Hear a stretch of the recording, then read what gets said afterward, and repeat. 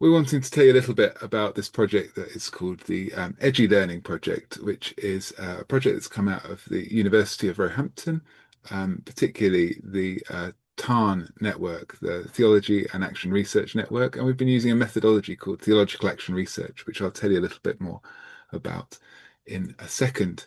For this webinar, we are particularly focusing in on one element of that, which was working with Missio Africanus. But I just want to tell you about the broader project to give you a bit of context for thinking about the project that we worked on with Missio Africanus. So as I say, we work along a methodology called Theological Action Research. You don't need to remember that or even know what that is, but the helpful thing to tell you about that is that we're looking to work collaboratively with the sites that we work with. So that's to say we're not looking to turn up, collect some data and disappear again, but actually break down this sense of there being research and researchers and instead work together on a research project. And so we were really delighted when Missio Africanus said that they would be willing to work with us on this project. And it's been a real pleasure to work with them. And so this presentation is a collaborative presentation along the lines of the project. The other thing that I want to tell you about theological action research is that it's a conversational approach. We have lots of conversations through the process. And in fact, we consider this webinar to be a continuation of that conversation. So there will be plenty of time at the end to join in that conversation. I also want to say thank you to the Susanna Wesley Foundation and to the St. Peter's Saltley Trust, who have funded the research project. And we're grateful to them. And you can find out more about them on their websites. We called the project the Edgy Learning Project because we wanted to look at the experience of faith and learning in what we call edgy places. Now, to name something as edgy is obviously slightly problematic. What does it mean? And there's a sense in which, the whole question of marginalization and what does it mean to be at the edges depends on who defines the edges and who defines the center, who considers themselves at the center and who do they consider to be at the edges. So by using this term edgy rather than edges or marginalized, we're trying to avoid that and look at a number of sites of edginess in relation to faith and learning. In the project as a whole, we work with 7 different sites, looking at edginess in all sorts of different ways, from edgy to the church in pioneering and fresh expressions kind of ways, edgy socio-economically, working with perhaps groups work in urban estates and things like that. We've worked with ex-offenders, a group working with ex-offenders, and looked at other forms of marginalization around race, sexuality, etc. And so Missio Africanus was one of the 7 sites that we've worked with. And as I say, we were delighted to work with them. And I'm going to hand over to Harvey now to say a little bit about what drew Missio Africanus into the project. Yeah, there is a natural sense in which Mr. Africanus's work connects with this AJ research project. In that, on the one hand, yes, the focus of this research, as we really worked around issues to do with transmission of faith between the generations, between first generation migrants and their children here in the UK. It is an area of research that is, to a great extent, not well researched yet, and so it felt like it's an edgy conversation that we need to embark on. But for us, as Miss Africanus, it continues a conversation that we started a few years ago. Actually, we started it before it became a big topic, exploring what are the second generation migrants doing with their faith? How are they processing their faith lives? We were informed to a great extent by studies around what happened with the Christian communities that came from the West Indies in the 1950s and 60s. And really listening to them, knowing that actually possibly their experiences will inform the experiences of the current African migrants coming to the UK. I was informed by Joe Edwards. Some of you will remember him. He was one of the key Afro-Caribbean leaders in London, and he did quite a lot of work with the Evangelical Alliance and a few other organizations. He was sort of a personal friend when I started thinking about that topic seriously. At the time when I was setting up to write Our Children Need Roots and Wings, I spoke with him and he said to me, he said, African churches need to change the way they are doing their faith transmission with the younger generation. If they don't, they will end up exactly where the Afro-Caribbean churches are, which is the third generations have sort of disappeared from church. Just like many other churches in the UK, their churches are really just old people and younger. It's almost like grandparents and their grandchildren. The middle generation is missing. And I explored that in Our Children Need Roots and Wings, but that was again just the start of a conversation. This research feels like a continuation of that.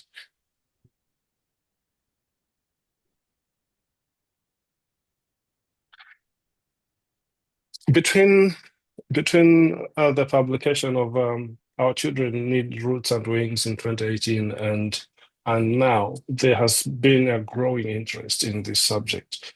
And one of the key people who have done some research around faith transmission between the generations is Caleb Nyani, who lives and works in Birmingham. He teaches at Birmingham Christian College. And really, his research really highlights the sort of the disconnect, especially in churches. At home, young people, young African migrants are growing up in religious homes. They grow and work, live and work and go to school in a secular context. But there's a disconnect in the church lives between the parents and the younger generation. And that was one of our key concerns. How do we negotiate this? How do these young Africans negotiate the disconnect that we see in their church lives? At the bottom of all this is the hope, the conviction that the future of Christianity in Europe will, to some extent, depend on how second generation migrants get their faith lives out working in their societies. We do think, we are really persuaded that second generation migrants, and these are Africans, could be Latin Americans, could be Asians, all these will play a big role in the shaping of the future of Christianity in Europe. Thank you, James. Thanks, Harvey. And now Paul's going to say just a little bit about how we set the project up. All right. Thank you, James. Yeah, I am Paul and I'm with Missio Africanos on this. And it's been a delight working together with Roehampton on this project. That was a simple setup to the entire research, and the conversations proceeded in forms of two focus groups.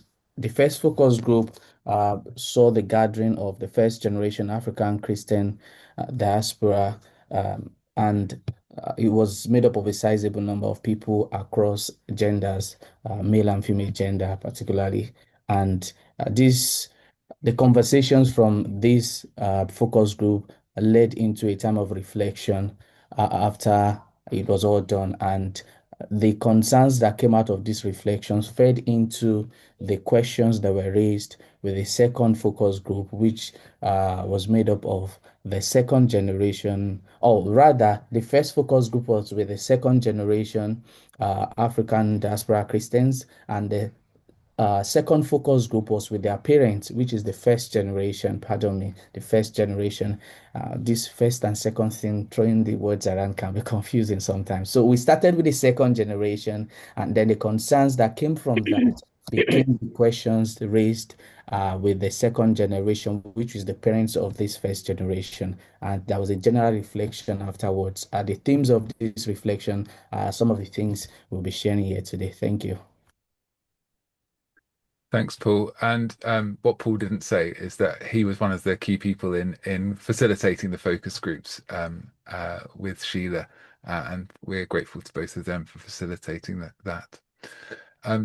In this next section, we're going to share a little bit about some of the particular learning coming out of the project with working with Missio Africanus. And the way we're going to do that is that Harvey, Paul, Ian, and Claire are all going to share a particular kind of highlight or reflection from the learning for them that has come out of the project. So Harvey, over to you. As we entered into the research, and as we have worked in this research area, some of the key concerns that we bring to the table are things like what's happening in terms of faith conversations between, especially among the second generation migrants growing up in the UK. What are they talking about? Who are they talking to? Are they able to talk to their parents? Are they talking just to one another? Are they talking to people outside their cultures? All those questions begin to shape how we think, how we approach these conversations. We wonder partly because we know that there is an identity problem in that first gen migrants will almost always identify first with where they've come from, but the children will try and strike a balance between identifying as British and and identifying as African or Asian or Latin American.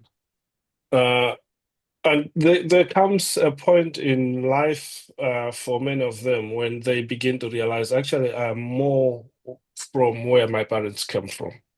And the processing of all that, defining their identity and defining their identity in the faith is another critical issue that we wrestle with.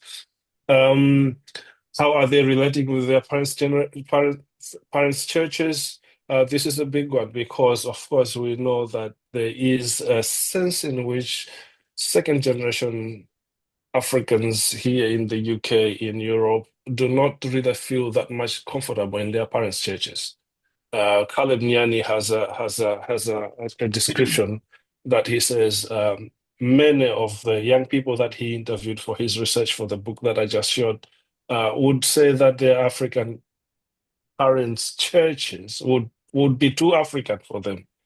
It would make them feel like they've gone back to Africa, and so they did not really want to participate as long as they can avoid it. They would avoid it. So there is that question there. How are they processing their parents' churches? But if they are not going to their parents' churches, where are they going? Now, this research, we found that it was quite really informative in that we learned a great deal of what's going on in answer to these questions. Of course, on the one hand, yes, there is faith transmission happening in the homes mostly, and the young people that we thought basically leaving their parents' churches and leaving the faith at all. Actually, many of them are actually staying in the faith and are continuing to follow the Lord.